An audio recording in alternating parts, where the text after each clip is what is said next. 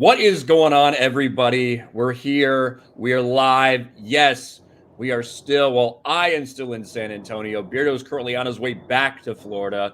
I'm pretty sure he's in a car right now, joining from mobile. Fear the Beardo. How you doing?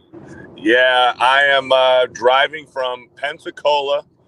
We made it to Pensacola, Florida last night at about 4:30 in the morning. I caught a hotel and now I'm driving down 7.5 hour drive back to Orlando, Florida. But yeah, man, I'm excited to talk about some World Series. I was able to watch the World Series game last night and then game one in San Antonio.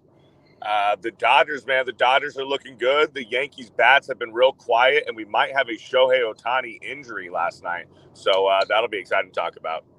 Yeah, for sure. And obviously, as you guys can tell, Beardo sounds like shit because he's coming from his phone, and that's all right. We'll have a little bit of a shorter stream than normal. John Matrix from Black and White Sports could not join us today, but we figured we can't skip it. We can't skip a sports wars week in the middle of NFL season with the World Series going on, NBA season starting up, NHL season starting up, which we're probably not going to talk about NHL, but we might as well get started right there. Talking about the World Series, Dodgers, Yankees, when it does come to what Major League Baseball probably wanted in terms of what would garner the most interest to historic franchises with massive fan bases and massive markets. This is, Yes. this is the best case scenario. This is not, a situation maybe like we had last year. This is MLB. I'm sure that this is what they wanted. Aaron Judge, Shohei Ohtani. Well, I tell you what, we're concerned about an injury to Shohei Ohtani, but Aaron Judge may as well be injured at this point, the way he's not showed up in the postseason. Yep. I believe he went 0 for 4 last night with 3 strikeouts. Not good. Giancarlo Stanton had himself a big home run in game one. Juan Soto is pretty much the only guy in the Yankees lineup who's actually doing anything on offense. Yeah, and if these struggles continue, it might be a short series that we have here. Yeah, and that's kind of been what the discussion has been surrounding Aaron Judge. Obviously, the last several seasons, 3 seasons, he's put up phenomenal, crazy numbers. Been great in the regular season, but what happens when it comes postseason time and small sample size? To be fair, when you look at some of these guys, but now a guy like Aaron Judge, people are expecting a lot more out of.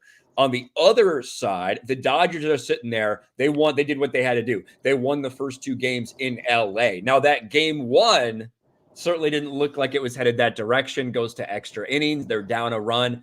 And Freddie fucking Freeman, who has been dealing with some injuries of his own, Freddie fucking Freeman goes yard, a grand slam walk-off. Maybe the first walk-off grand slam in World Series history. I believe it's kind of a rare thing to happen in general. But the Dodgers are looking solid. And their pitchers have looked better than the Yankees have through this so far. And to get that win, especially with Garrett Cole, throwing a good game on the mound in game one for the Yankees, I feel like they really needed that with Garrett Cole on the mound. They needed to win that game in LA, and they didn't, in a crushing defeat. And then you said you watched the game yesterday. Freddie Freeman, I think, hit another bomb. Yeah, almost identical. Almost identical to his grand slam that he had in game one. Hit a bomb last night. It was back-to-back Dodgers home runs there early in the game yesterday. Freddie Freeman seems to be on fire right now. Yeah, and he has struggled a little bit, being healthy. He's not 100% for sure, but he's an experienced dude. He's a vet. He's been there. He's done that. And he's getting it done. Shohei Ohtani is the question. Now, when you look at how Aaron Judge has not showed up in the playoffs, Shohei, maybe not quite to, that superstar level, but still playing solid baseball, getting on base, making plays. And last night, trying to make one of those plays, sliding into second, he kind of lands a little bit awkwardly, gets taken out of the game. The report is that he has a minor dislocated shoulder. Now it is his left, not his right. So you're just thinking about a guy batting left-handed. That's probably not going to, if it was one shoulder to be, you'd probably want it to be that one. But I think that, wait, is it his left? Is it his left shoulder or is it his right? It was his left shoulder that he hurt last night. Yeah.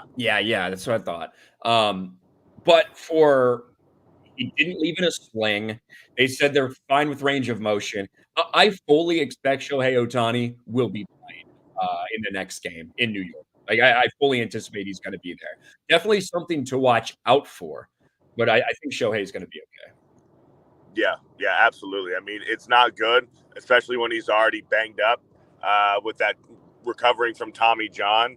And man, this dude is a pro. This dude is a pro at stealing bases, and just one little awkward tweak on his slide into second base and dislocating his left shoulder a little bit.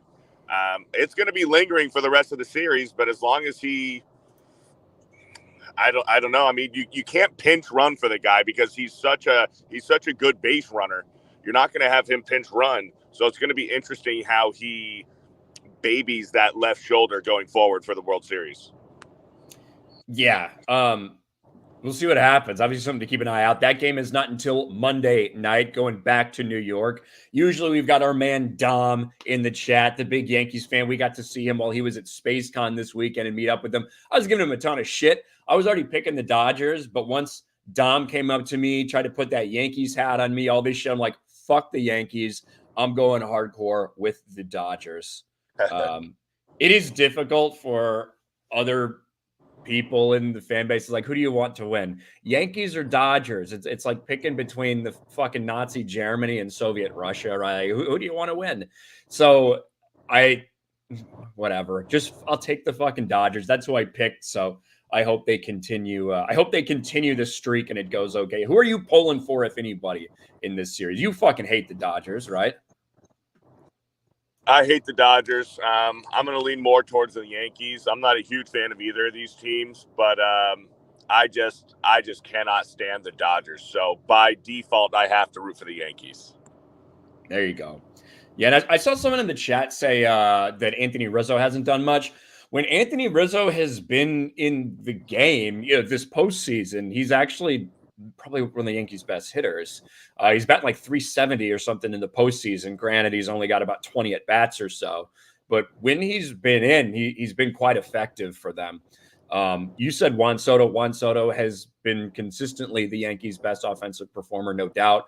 Over on the Dodgers side, Mookie Betts has played really well. Had a little bit of a slow start, maybe. And he had that home run robbed in that Padres series, but the game after, he hit a home run that wasn't robbed, and since that point, it was kind of like a launching pad for Mookie Betts.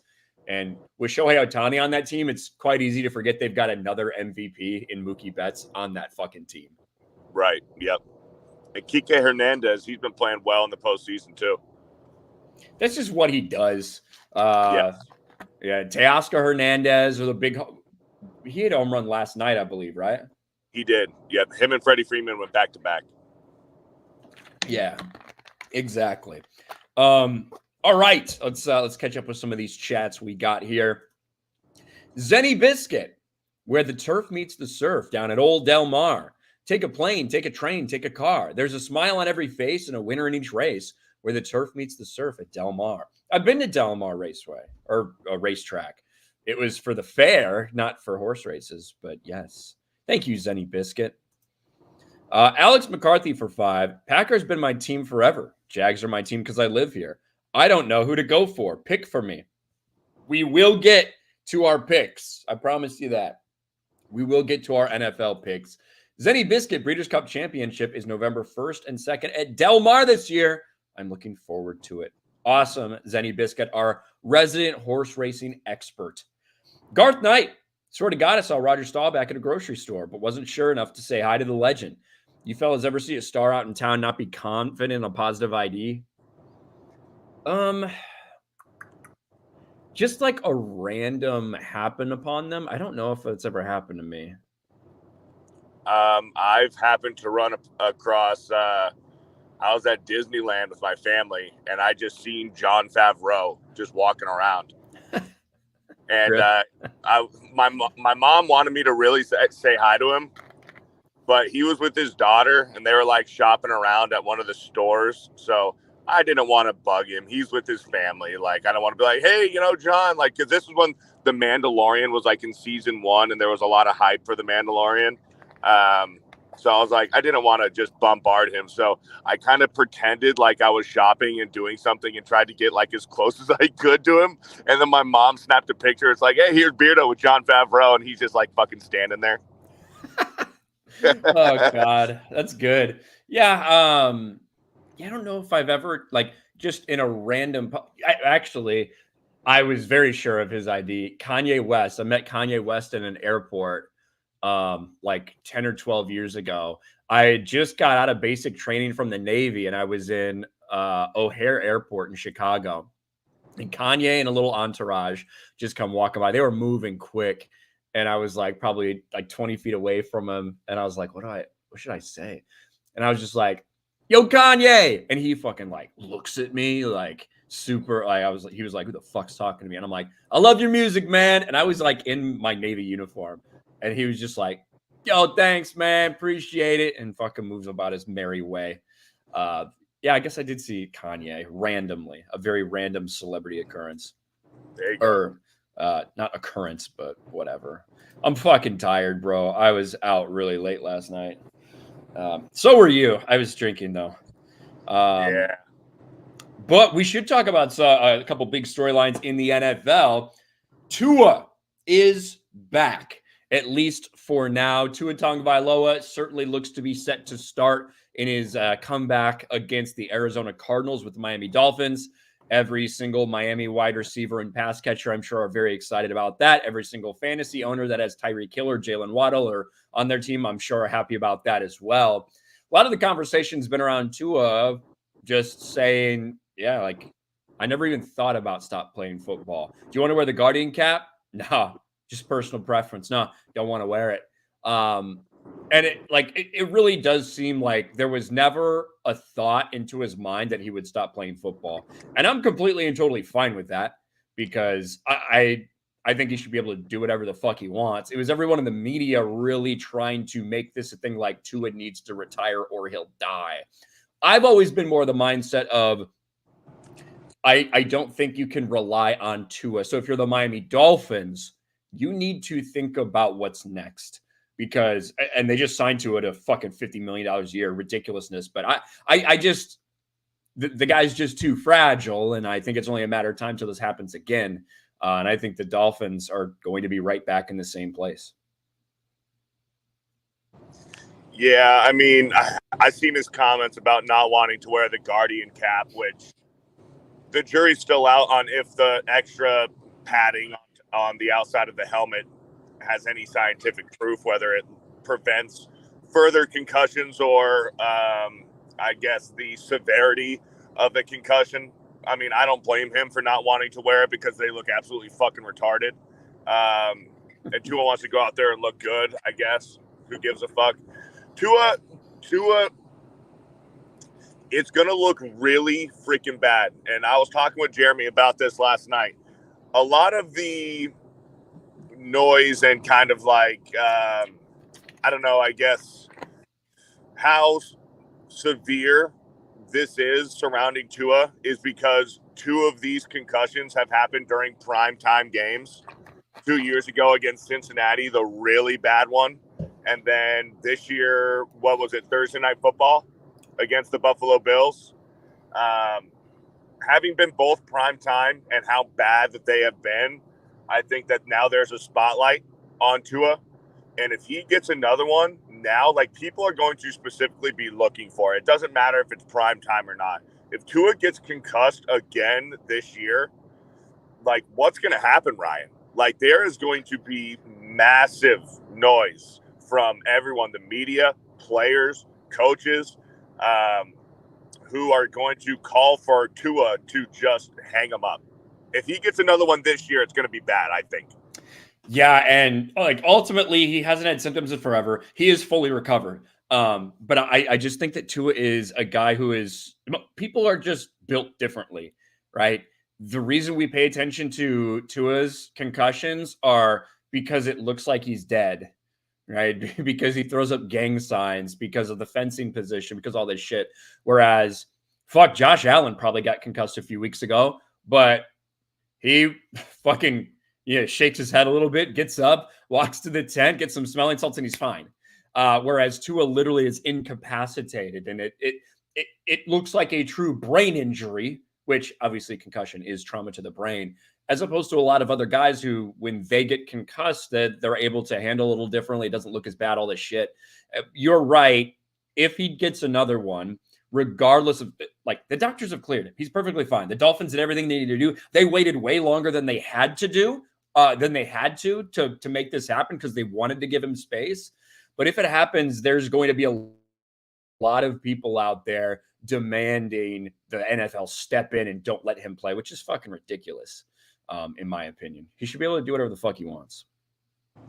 I agree. It is ridiculous. It's his choice if he wants to keep playing. And you're right. Like, what he missed, 4 or 5 weeks? Yeah. And usually with a concussion, it's like at most 1 week. You get knocked out of that game. Obviously, you don't play the rest of that game. You miss the following week, and then you're back. You're back after that. Now with Tua, because he's under this spotlight because of how bad his concussions have been, the NFL and obviously the Miami Dolphins are more or less the ones who get to make that call, and Tua, of course, and the doctors. 5 weeks after a concussion, they're really trying to play it safe with Tua, give him that space, let him fully recover. I guess we'll see. Time will tell. I don't want the motherfucker to get concussed. I don't want to see him, go down again and look dead on the football field. But this guy, he's just, for some reason, prone to injury, prone to concussions. So I guess we'll see, man. We'll see. Yeah, we'll see. That's what it is. And all signs point towards Tua starting at this point in time. Ride Santa Cruz gives 5 Sports Wars memberships. Thank you very much. Garth Knight for 5. If the Jets lose to the Pats, say, how fun will it be to watch his McAfee interview on Tuesday? Fun for me. It is. I don't think that Aaron Rodgers anticipated being 2-5 or whatever the fuck they are right now.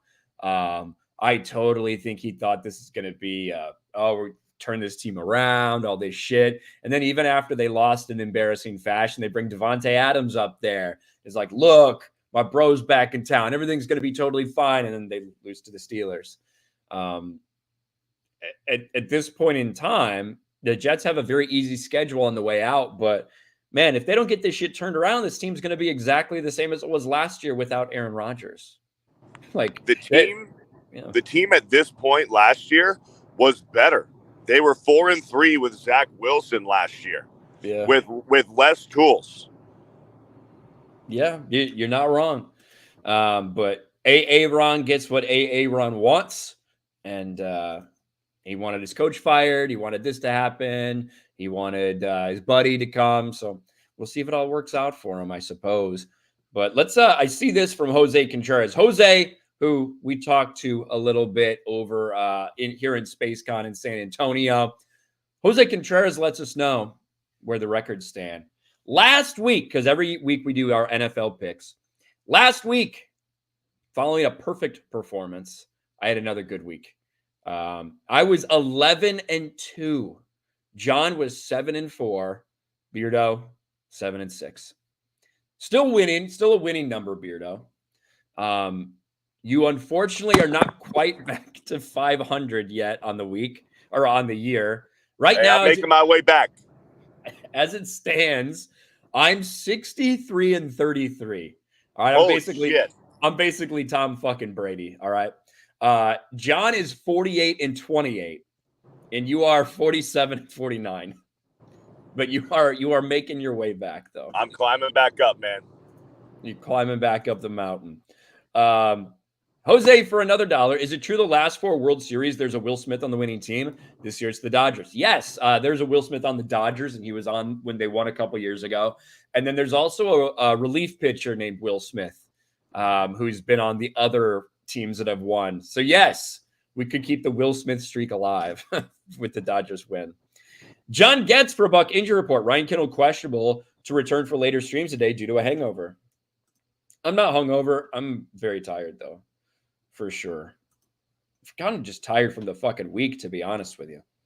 But let's get into this let's get into the NFL games. Let's pop this up and we can go through the matchups right here. We've got the Eagles and the Bengals. Now, I know you thought the Eagles were going to take a loss last week. Didn't exactly happen, Beardo. They are playing the Bengals, who have picked up lately. They're getting it on. They know they have to actually start playing if they want a chance to make the playoffs.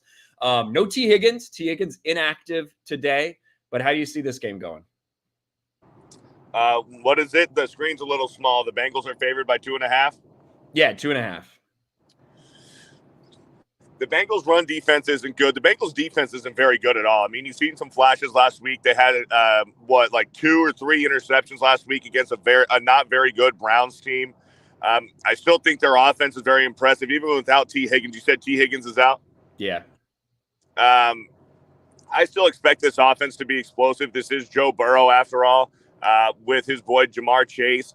The Eagles' offense, but besides Saquon Barkley is the Eagles' best player. He was the Giants' best player.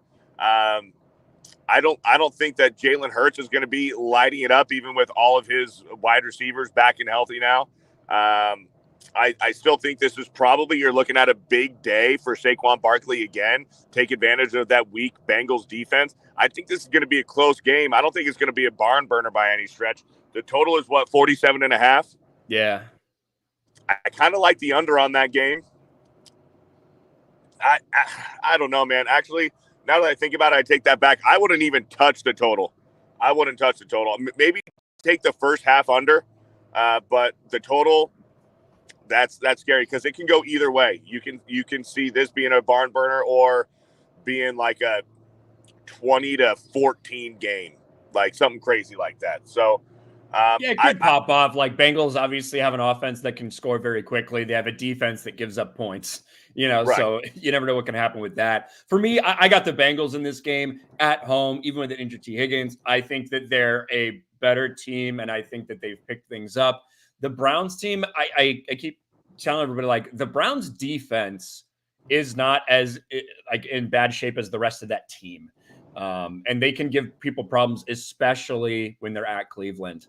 I think that might explain a little bit of the Bengals' problems last week. I'm taking Joe Burrow and the Bengals over the Eagles. Me too. I'm taking Cincinnati. Now, speaking of those Browns, with the newly installed Jameis Winston as the starting quarterback after Deshaun Watson ends his season with that Achilles tear, the Browns are hosting the Ravens. The Ravens obviously put on a great performance against the Tampa Bay Buccaneers for Monday Night Football. Did result in Chris Godwin getting injured and a lot of discussion about that. They were in control of that game. The final score made it look way closer than the game felt, actually, competitively. Right. Lamar Jackson had a phenomenal game. Derrick Henry's running like crazy. I'm taking the Ravens all day, every day. Yeah, I'm taking the Ravens too. What's the total in this game? 44.5. 44? Ooh. Give me the over in this game. And I think that the Ravens can score probably maybe like over 35 points of that total. I do think the Browns are going to score maybe a few times, maybe like 10 points. Give me the over in that game and give me the Ravens all day. Excuse me. Yeah, so you're thinking like 38-10 Ravens, basically? Totally, yeah. Yep. Now we got another kind of mismatch here. Lions hosting the Tennessee Titans. This is a big spread of 12.5 points. The Lions are clicking on all cylinders. Jared Goff is at a 4-game stretch of absolute insanity. That offense they are operating on all cylinders, and they look amazing. I can't not take the Lions in a big win right here against a Tennessee Titans team that is not very good. 12.5 point favorites? Yes. That's a lot of freaking points. Is that the biggest spread that we've had all season long? Maybe. I know we've had a handful of double digits. It's actually almost not the biggest day. Broncos are favored by 11.5 against the Panthers. Wow. Yeah.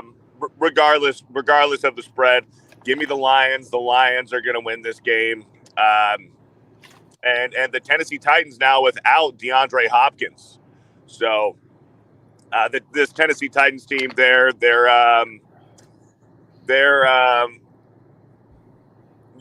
just trying to score a high draft pick here. They know their season's over.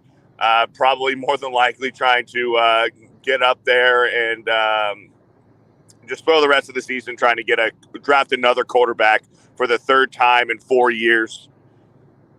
So, but give me the Lions all day. Maybe they could trade for Malik Willis back from the Packers. Maybe that'll work. That'd be so funny if they like traded for a 7th round, get him back for like a 4th rounder or some shit. That's hilarious. Cardinals, Dolphins. All reports indicate that Tua will be playing in this game. If that happens, I am taking the Dolphins. It'll be interesting to see how he looks after not being out there for so many weeks, not being allowed to practice, all this shit. But obviously, Tua improves this offense significantly, allows them to do more things like actually throw the ball a little bit. So I'm taking the Dolphins at home. Dolphins at home. Arizona had a big upset win last week. Who'd they beat? The Chargers. Oh, yeah, the Chargers. That's not too big of an upset. I think we both picked the Chargers last week. We did, yeah.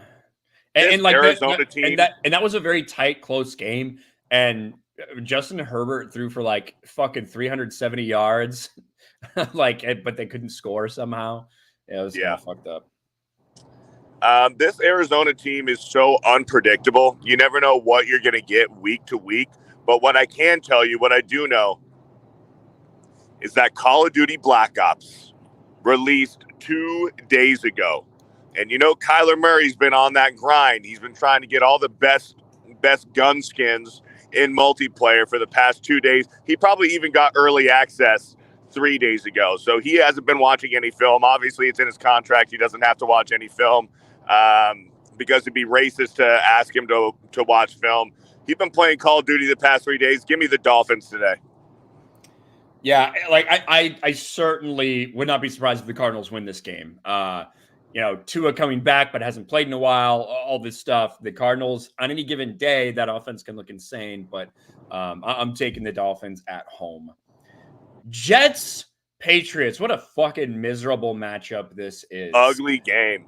Ugly game with 2 ugly, bad teams. But I'm taking the Jets on the road because I feel like at some point in a must-win game, we are going to see this offense finally click. Drake May has looked solid for the New England Patriots in his few starts. So the offense does look a little bit different with Drake May under center than it did with Jacoby Brissett. I think Drake May allows you to actually, push the ball down the field a little bit more than somebody like Jacoby. But I got to go at some point. I can't expect the Jets to go 2-6. I just can't. So I'm almost like forcing myself to have to pick the Jets. Yeah, I'm right there with you.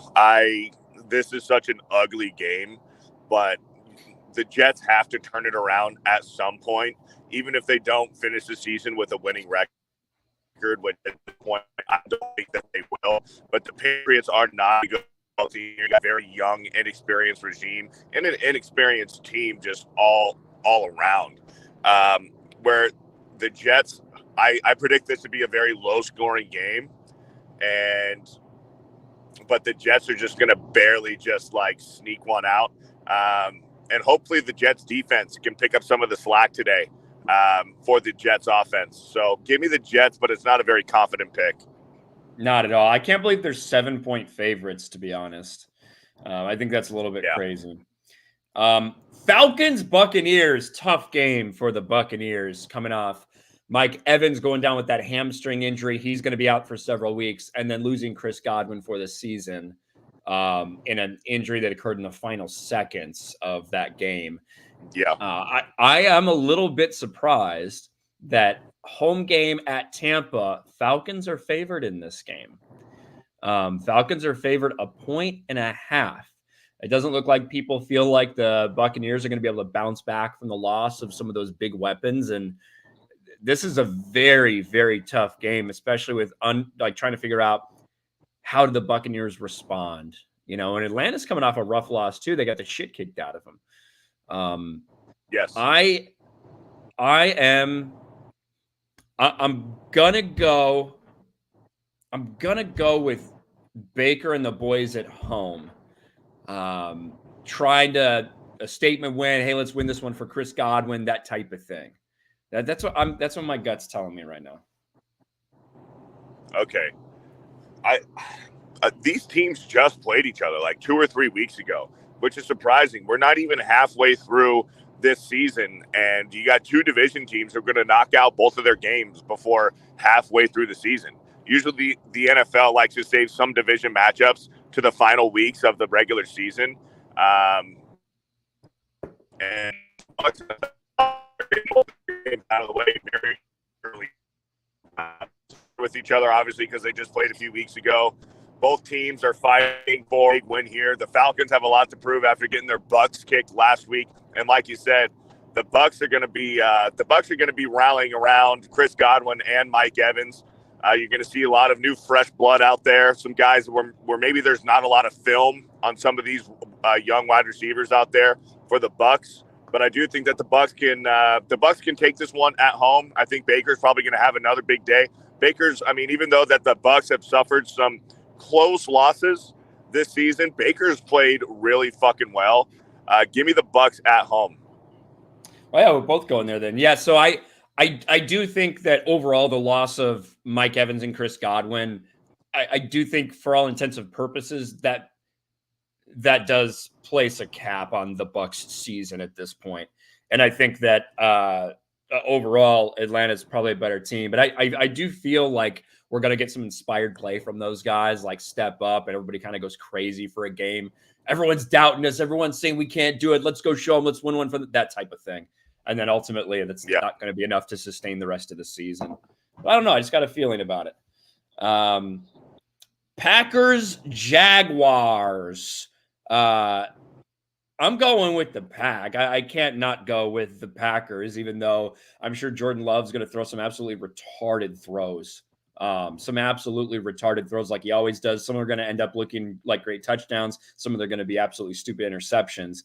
But I got the Packers at home against the Jags. Don't know if it's going to be a walkaway win, but I think they'll handle business. Yeah, I agree. There's just something about this Jaguars team. They just don't have it this year, and they've been halfway decent the past 2 years with Doug Peterson. They're a mess. They're a mess this year. I also don't trust Jordan Love. He, like you said, he makes stupid freaking throws, and he gets out of the pocket, he scrambles, it looks like he's about to make something happen, and then he just has a major fucking goof and turns an impressive play into a fucking turnover. I still think the Packers are going to win this game. Josh Jacobs has been playing really good this entire year. A complete game changer for the Packers offense, getting Josh Jacobs. I predict maybe a big game out of him today as well. Give me the Packers, but what's the total in this game? Total's 48.5. Hammer the under. Yeah, I hammer the under. Might be that's a lot of fucking points, dude. I don't know if we're going to see that out of this game necessarily. Maybe from one team, but that is a lot of points. Hammer the under in this game. Give me the Packers. Packers are favored by 3.5. Yeah, 3.5. Packers are favored by 3.5. Yeah, give me that 3.5. Shut the fuck up. Love balls out. He's leading the NFL in TDs. Y'all don't know shit. He's also leading interceptions, which is basically exactly what we're saying. It's like he makes some throws where you're like, holy shit, should he be throwing that? And some of them work out really well. Some of them don't work out.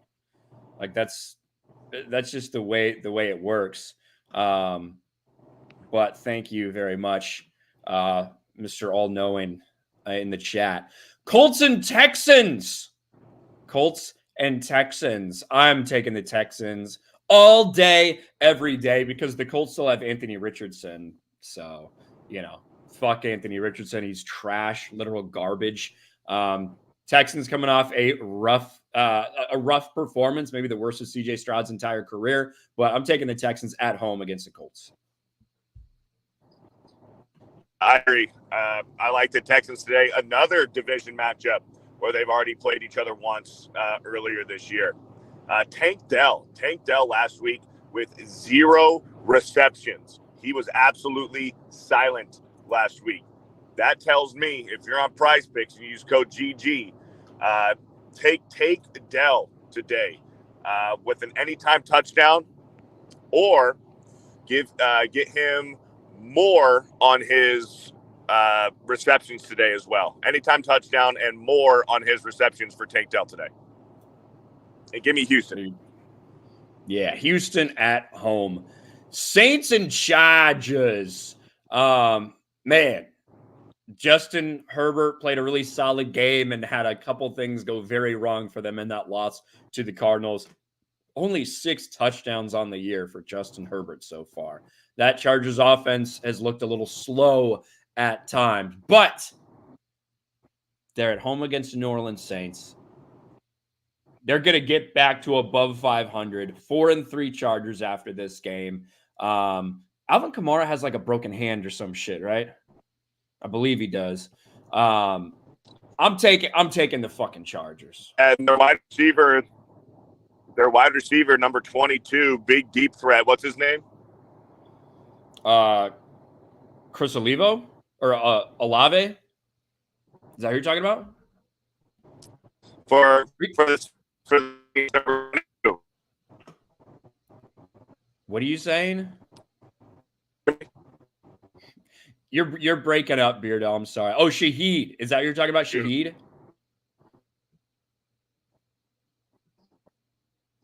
Well, yes. My bad. I'm going through probably a bad area. But yeah, the Saints number 22, deep threat wide for the season. He was a big game for them.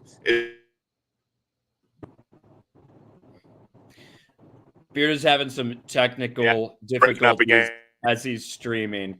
But can you give us your pick, Saints or Chargers?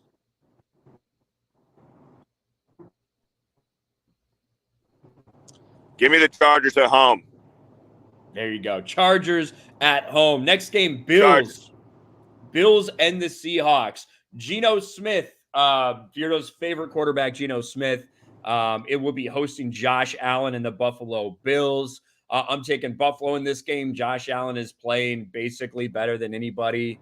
He's not turning the ball over. He had 0 interceptions this season. They've now got Amari Cooper on that team. I'm taking the Bills to go into Seattle.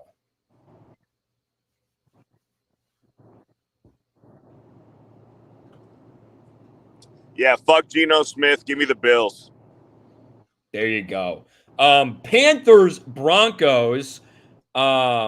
Is Bryce Young back? I think isn't Bryce Young going to be starting again after Andy Dalton got in that accident or whatever? I want to make sure I fact check myself on that. Bryce Young starting. I believe Bryce Young is Bryce Young is getting the start today. Yes, confirmed. Bryce Young is starting. Andy Dalton had some sort of a car accident or something during the week. Not serious or anything, but missed enough reps. They felt good about Bryce Young taking over the starting role again. Maybe a little bit of time on the bench. Maybe that helps Bryce Young a little bit. Maybe he learned a few things, a little pressure off him. Now he's back in the driver's seat. I'm taking the Broncos at home. That's a big spread, but they feel like the Panthers are a very bad team.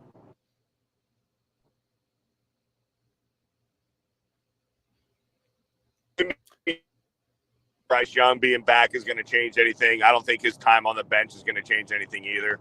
Bryce Young is going to be a career backup. He might even be out of the fucking league within a few years. Give me the Broncos all day. Broncos all day. Chiefs and the Raiders. Chiefs. They got that. They got to get that offense working. They're undefeated.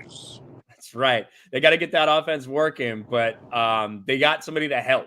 They got DeAndre Hopkins, and DeAndre Hopkins isn't a guy who's going to run by people at this point in his career, but he is going to be a reliable pass catcher and route runner for Patrick Mahomes. I think that might open up a few things up the middle or in the middle of the field for Travis Kelce. I think maybe you can actually utilize some of Xavier Worthy's speed as well with DeAndre Hopkins now in this offense. They have to play better. The defense has been playing well, and the offense has made plays when they need to get this undefeated record. But we need to see a step up. I think we're going to see that step up against the Raiders, especially after the Raiders did the whole Kermit the Frog thing with Patrick Mahomes in the offseason. And he said, hey, we'll handle that when it gets handled. And he means the next time they play. Raiders have never beat Patrick Mahomes. I don't expect it to start now. Wait, what do you mean? The Raiders have never beat Patrick Mahomes? I don't think they have they? They did last year on Christmas Day with Aiden O'Connell. Yo, you're right. They did with Aiden O'Connell. Never mind. I'm completely wrong. Was that the only time they've won? I'm pretty sure. Yeah, I'm pretty sure that might have been the only time in recent history where the Raiders beat the Chiefs was last year, Christmas Day. I believe that game was also in Kansas City with Aiden O'Connell. Yeah, it was Christmas Day. Yep. Christmas Day. All right, Patrick Mahomes is 10-2 against the Raiders in his career. So they've got him twice. So there you go. And after today, they're going to be 10-3. Give me the Raiders at home. I had to pick at least once against Ryan today. Give me the Raiders. Prize picks. Brock Bowers more on his receiving yards today. I predict a big game for Brock Bowers today. Gardner Minshew, the starter going forward, now that Aiden O'Connell broke his hand. I think Minshew's going to get it together. He's going to have a clutch performance today against the Chiefs because they need it. So a big game today for Minshew and especially Brock Bowers through the air. Well, there you have it. We'll see how that ends up. Old Gardner Minshew. Minshew magic. Bears and Commanders, obviously the game of the week. Got switched into the game of the week slot, flexed for Fox and the NFL. Or it's on CBS. Never mind. It's on fucking CBS. Bears, Commanders, two NFC teams on the CBS matchup. That is so weird. That is a little bit strange, but they did flex it because it was really just supposed to be at 1:00. But obviously, Jaden Daniels, Caleb Williams, pretty big story. That changes when Jaden Daniels got hurt last week. His poor little ribs got hurt. And it's a question mark as to whether he starts or not. I'm not sure whether he's going to start. However, I'll say this, considering Marcus Mariota came into the game and was probably the highest rated quarterback of the week last week. He was like 18 for 23 for like 250, 2 touchdowns, and he ran effectively when he needed to as well. They probably feel all right if Jaden Daniels can't go. I desperately want Jaden Daniels to play this game. I want this matchup between these two rookie quarterbacks. I think the narratives have been very different about these two rookie quarterbacks heading into the game, and both of them have a lot to prove. And no one's going to respect you, Jaden, if you duck the first decent defense that you've seen on the schedule. Yeah, what is he going to be game time decision today? It sounds like it. Yeah, they want him out there. They want him warming up, see what he can do. So probably game time decision. And who'd you pick? Oh, I gotta go. I'm going with the Chicago Bears. I'm going with the Chicago Bears against the Commanders. There you go. Regardless of who starts at quarterback today for the Redskins, give me the Redskins. I just think that they're a more well-rounded team. Actually, I think maybe with Marcus Mariota, they might have a better chance. But Jaden Daniels has been playing some great football too this year so far. Give me the Redskins today. There you go. People are saying Homer Ryan in the chat. I just want to make it very clear. This season, I've picked the Bears 4 times to win and twice to lose. I have been accurate on all of those picks so far. This one, it's going to be a little testy. It's going to be a little testy going on the road in Washington. I'm not feeling super confident about it, but I hope it's going to be a good game. And now the night game, Cowboys-Niners. Matchup between a 500 Cowboys team that is full of controversy with Jerry Jones speaking out of his ass like he always does. 49ers, a very banged up 49ers team that did not think that they would be sitting here at 3-4, 7 games into their season. Pretty important game for both of these teams, honestly.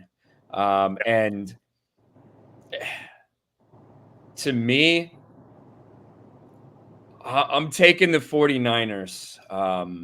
Not very confidently, but games at home. Yeah, the Cowboys are like, hey, we got Dalvin Cook coming in as our running back. That's great. I love Dalvin Cook 6 years ago. I don't know how much he's going to help their run game, an aging Dalvin Cook at this point. Who's Dalvin Cook with? Cowboys. The Cowboys. I don't think it matters. The Cowboys fucking stink, even though the 49ers are all banged up. We also need to remember, this weekend is National Tight Ends Day. So I think George Kittle, if you're on Prize Picks, George Kittle, anytime touchdown. I'm not sure where they put the line for his touchdown receptions today. If he's at 1.5 touchdowns, take more on 1.5 touchdowns on Prize Picks. I'm not exactly sure where they put it. Yeah, usually most anytime touchdowns are 0.5. So if they score, usually cash for players like that. Right. Usually, but yeah. So you got the 49ers? I'm taking the Niners. Yeah, the Cowboys fucking stink. The Cowboys are trash. And then your Giants playing on Monday Night Football against the rejuvenated, revitalized, fully realized potential of the Pittsburgh Steelers now that they decided that Justin Fields doesn't actually belong out there on the field. I'm taking Russell Wilson and the steel curtain against the Giants. I wasn't even going to wait for you to pick the Giants and then come on. I'm just going to make my pick. So yeah. I don't think I've picked against the Giants all season this year. This is the first week where I'm going to. I think that steel curtain is going to give Daniel Jones, that offensive line, a lot of issues. Now, the Giants have a good defense, too. We'll see if we can get some pressure on Russell Wilson, maybe force some mistakes. I think this game is going to be closer than the Jets-Steelers game last weekend. But I'm still going to take the Steelers. I like how the Steelers offense looked in the second half with Russell Wilson last week. He's getting a little bit more warmed up, knocking some of the rust off from missing some time off. Give me the Steelers tomorrow night in prime time. That was probably the only way you could get your Giants a win is by picking against them, to be honest. Dude, tell me about it. Now that I picked against them, they're gonna win. They're gonna win tomorrow night. Probably is what's going to happen, to be honest. But all right, there you go, guys. Those are the picks. It is going to be, like we said, a little bit shorter stream today. We got some technical issues on the road, all of that good stuff. Let me make sure we're caught up on Rumble. We are caught up over on Rumble. Over on the YouTube side, breaking news, Fever fans, Christy Sides fired. Is that true? Is that true news? Let's look. Fever coach fire Christy Sides. That is true. There, it's done. That was quick. Garth Knight. Beardo sounds like he's talking through CB radio like Burt Reynolds and Smokey and the Bandit. I dig it. All right. Chris Trand, it's Creamsicle Day. It is Creamsicles. Never underestimate the power of an alternate uniform. Okay? It can happen. Taker, could be a wet afternoon with a thunderstorm and high winds expected in Seattle. Who you like better in bad weather, Gino or Josh? Josh Allen. Because of the running factor, to be honest with you. And, even though Beardo shits on Geno Smith every single week, I won't shit all over Geno Smith, but it's not like Josh Allen doesn't have experience playing outside and in bad weather as well. Up there in Buffalo, it gets windy up there, it gets cold up there. Obviously, they deal with snow probably more than the rain so much in some of the games we've seen. But yeah, I feel solid about Buffalo going up there to Seattle. But that is going to be it for us, guys. A little bit of a shorter one, but hey, I am going to be on a plane for Monday evening quarterback, so we probably won't do Monday evening quarterback tomorrow. We'll probably get back to that the week after. But we do appreciate you guys being here. Thank you, Beardo, for joining us. How long you got until you're back at your place in Florida? Check here. 6.5 more hours. 6.5 more hours. There we go. You got anything to say on the way out? Nothing much, man. Hey, just huge shout out to the turnout in the 199 down there in San Antonio. It was a freaking blast. So huge shout out to everybody who was able to make it. It was awesome, man. I can't wait for MegaCon. And good luck today on all you guys' picks. There you go. Hell yes. All right. Thank you guys for being here. And we will talk to you later. Peace.